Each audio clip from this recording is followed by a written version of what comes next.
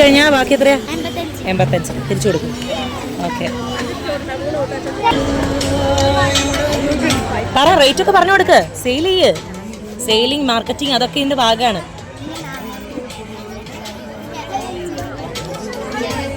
Test ട്യൂബിന് 60 വരുന്നുണ്ട്, അതുകൊണ്ടാണ് അത്ര റേറ്റിലേക്ക് പോകുന്നത്.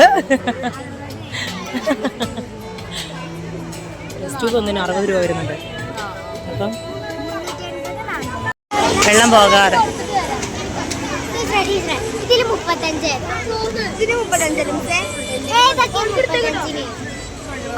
സ്കൂളിലെ പഠനത്തിനോടൊപ്പം അവരുടെ ക്രിയേറ്റിവിറ്റിക്ക് അനുസരിച്ച്, അവരുടെ നൈപുണ്യത്തിനനുസരിച്ച് ഓരോ പ്രൊഡക്റ്റ് ഉണ്ടാക്കി ക്രിയേറ്റീവ് ഫസ്റ്റിന് എത്തിയിരിക്കുകയാണ് മക്കൾ. അപ്പം അവരുടെ കുറച്ച് കാഴ്ചകൾ നമുക്ക് കാണാം.